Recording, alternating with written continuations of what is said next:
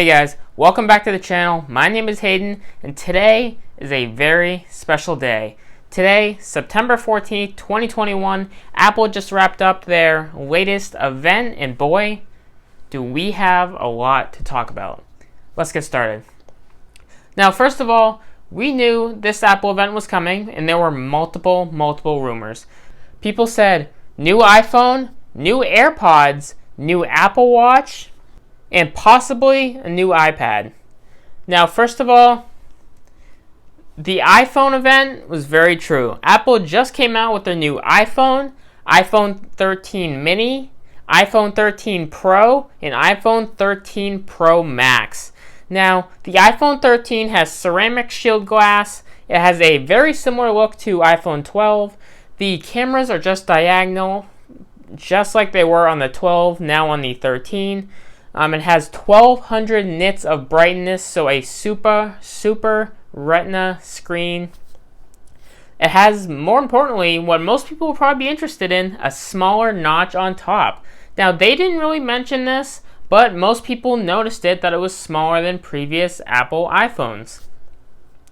Now, sadly, what I was really shocked by, and so wasn't the rest of the world during the event, Apple did not include the M1 chip in their new iPhones. Instead, it is the A13 Bionic Chip with 6 cores. It is 50% faster, 4-core GPU, and 30% faster graphics. Now, I am really shocked they didn't put M1 inside this, but what can you do about it? Otherwise, it has a new cinematic mode camera, where it's like filming a movie. It focuses on me if I was up close to the camera and blurs out the background, and it automatically does that no matter which scene you are on. Next, what you would probably already expect, 5G ultra-fast LTE speed, so you can watch any YouTube video, any movie on the go with very fast LTE service. The battery is actually 2.5 hours longer on the iPhone 13, 1.5 hours longer on the iPhone 13 mini. And what actually really shocked me was Apple brought out new iPhone MagSafe wallets that have a similar AirTag tracking built in, except it's the iPhone tracking, so you can see where your wallet is on a map currently if you ever lose your MagSafe wallet on your iPhone. Now, this shocked me a lot.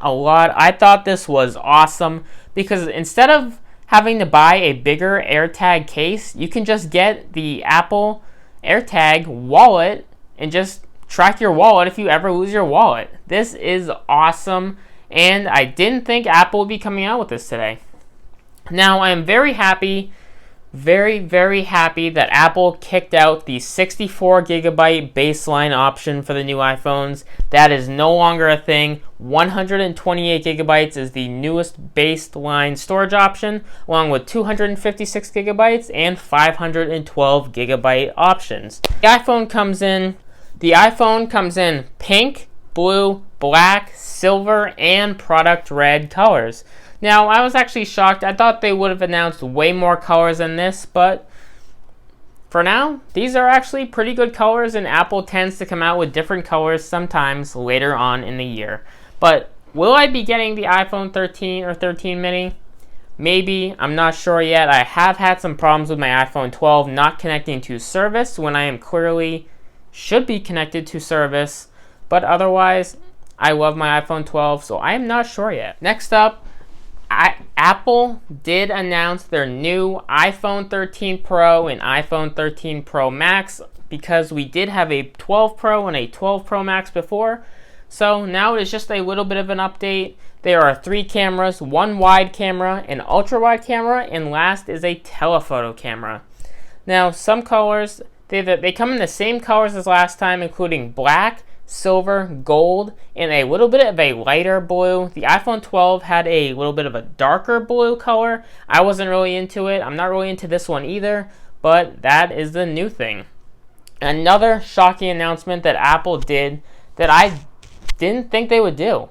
There is no M1 chip in the iPhone Pro Max or the Pro. You would think, considering it is the Pro or the Pro Max, that it would include the new M1 CPU, but that is not the case. They did include the A13 chip, 5 GPU, It does have faster graphics performance for games, Super Retina XDR display, up to 1000 nits for outdoor brightness, so you will be able to see your screen brightness, especially in the sun, outdoors, way better than you previously were with the iPhone 12.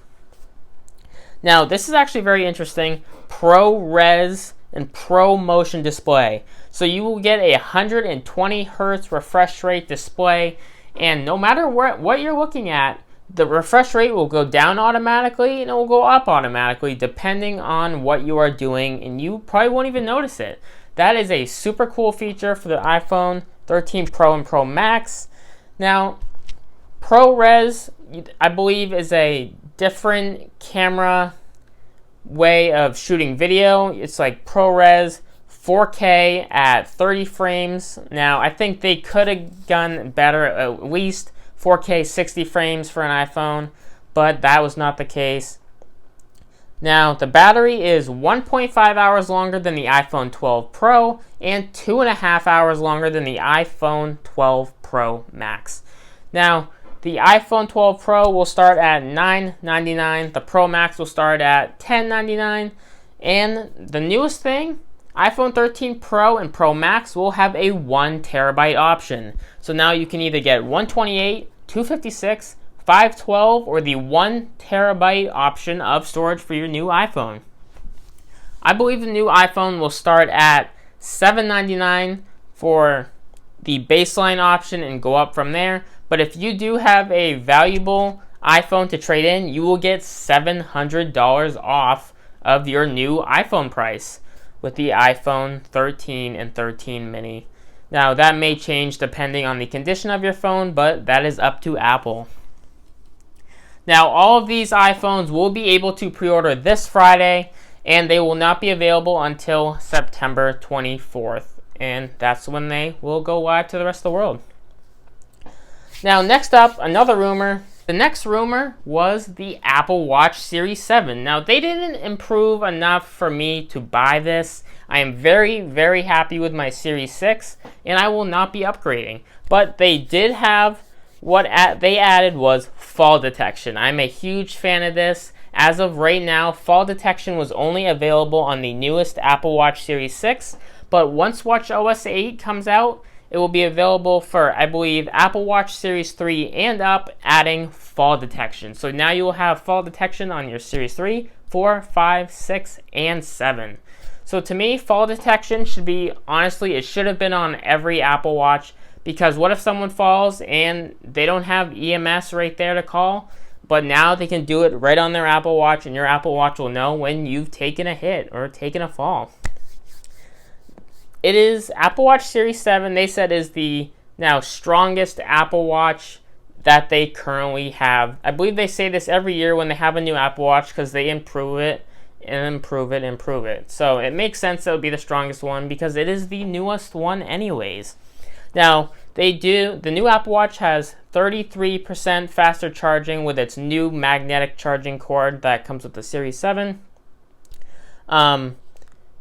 They added new color bands, which if you go to the Apple Store or you go to the Apple's website, you will be able to see a ton of new color bands and a new different style of bands that Apple released. Black, silver, gold, I believe product red. But the new Apple Watch Series 7, they didn't mention the millimeter size on this, but they did say it will start at $399. And yet again, Apple did not add the M1 processor in the Apple Watch. Now, many people are probably very upset about this. I'm a little bit upset about this, because if they can put it in the MacBook, they should be able to put it in all of their products. Now, the Apple Watch Series 7 also does have a better display for Retina display. They will be adding animated watch faces. Now, I'm not really a huge fan of this. I'm actually just a huge fan of my modular watch face. It shows me everything that I need to see, and I really don't need anything to be animated. But that is up to others. Now, they did add in watchOS 8 text word prediction. So you will be able to use Scribble and draw out each letter that you want to put into a sentence, and they added a bar where it will predict what you are going to say, making it faster and easier for you to text somebody, especially on the go when you can't use your iPhone right there. And to me, this makes a huge difference, and I'm very excited to try it out once watchOS 8 comes out in the fall. Now, the biggest rumor of Series 7 was that Apple was going to move the design from rounded edges to square edges, just like the iPhone 12 did for the iPhone 12 did. That could have happened for the Apple Watch, but they did not do this. To me, I thought it would have looked ugly, and I am very happy that they didn't put square edges on the Apple Watch. Now, many people are actually not happy about this, but to me, I'm happy about it. But even if they did add it, it probably would have grown on me over time. But looking at all of this, I will not be buying an Apple Watch Series 7. Next up, we didn't realize this was going to happen. New iPad. So I actually was almost about to buy the iPad 8th generation the other day, because I currently have the iPad Pro 9.7 inch, and I am the second owner. The first owner did a lot of physical damage to it, and it does not look good. So it is actually disconnecting from Wi-Fi and is slower loading times, but it happens on certain days. But otherwise, I'm keeping it for now. But the new iPad looks awesome. So they did add the A13 Bionic Chip inside. I didn't get to catch much of this. This was the first thing. I was a little bit late to the Apple event online. But it does have double the storage to start at 64 gigabytes instead of 32. I'm very happy that they did this, because 32 gigabytes is just too small. I was either hoping that they would start with 64 or 128 gigabytes to start. But it also does have first-gen Apple Pencil support, which I'm surprised they would even still include that, because the second-gen Apple Pencil is out right now. So I'm surprised they even were thinking about the first one in the first place. I still have the first-gen Apple Watch, or Apple Pencil, excuse me. It's actually magnetically attaching via a case on the back of my PC, because that's just a good place for me to store it. But the new iPad, I believe, comes in black, silver, rose gold, maybe, and I think that's it. But the new iPad will start at $329. This is actually a very good price, because if you are in college or in school, they will give it to you with education pricing for $309. That's what it was originally. But if now, they will give it to you for $299 with education pricing. Again, the $309 pricing was previously, but now with education pricing, it will be $299. To me, this is actually a very, very good deal.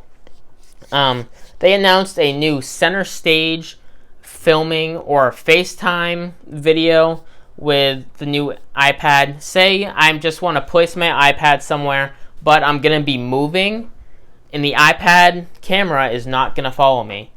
So now center stage, your iPad camera will follow me. Say I'm moving left to right in frame, I'm moving to the left, the camera is going to follow me. I move right back to the right, the camera is going to follow me. Now, to me, this is a very good idea. I think this should have been implemented a long time ago, but that is not the case. Now, the next thing about iPad, the new iPad mini. Now, most of us didn't think they would be coming out with a new iPad mini. Now, they did change the design just like the iPad Pro. It has square edges instead of rounded edges. It comes in multiple colors such as purple, pink, gold, and space gray. It has a liquid retina display, 8.3-inch diagonally screen. To me, it looks amazing. They also did implement Touch ID into the top button, just like the iPad Pro. It has 500 nits of brightness, making it wicked bright, making it look absolutely stunning. It has a better 40% CPU performance and a better 80% GPU performance. Now, the next thing, I'm surprised they implemented this. For the longest time now, we have been using the Lightning charger. Now, that is no longer on the new iPad mini. They have officially moved to USB-C charging, and I am very, very excited, because USB-C is way faster than Lightning. Lightning should not even be on the new iPhones right now, but I believe they are. But I am very happy to see USB-C port. The next thing, if you want to use a iPad mini with cellular, they did add 5G LTE super fast service, but I'm not a person to get cellular on my iPad, so I won't be doing that, but others can. Now, it also does include 2nd gen Apple Pencil support. Now, I'm actually very happy. I think Apple Pencil should be supported on all iPads instead of just the iPad Pros, because my 9.7 inch, back when it came out, the 12.9 inch and the 11 inch and the 9.7 inch were the only ones that were able to support Apple Pencil. But now Apple Pencil does support all iPads out there, and I'm very, very happy with this. The iPad mini, I will not be getting. It starts at $499. That is just a little too much for me for an iPad, considering all I do on mine is just really watch YouTube videos or watch Twitch. So I will not be getting the new iPad mini, even though it does look absolutely beautiful. The next thing, people thought the new AirPods 3 were going to be released today and announced today, but they were not. I was actually very, very much hoping that Apple would do this, considering I do have the Pros right now. I would have hopefully gone to the AirPods 3, but it was just a rumor, and rumors are not always true. But besides that, I think today has been an amazing Apple event. It was just about an hour and a half, and as you can see behind me, it's over. Today was a very good day, and those are my thoughts on today's Apple event. Let me know your thoughts down below. If you agree with me, if you disagree with me, if you have different opinions on everything that Apple has released today, please, please, please let me know what you think. I'm very interested to see what everybody has to think. And my Twitter is also down below. If you prefer Twitter over telling me on YouTube, please, please do that. All my personal life info links are down below. Otherwise, I will see you in the next video, and thank you for watching.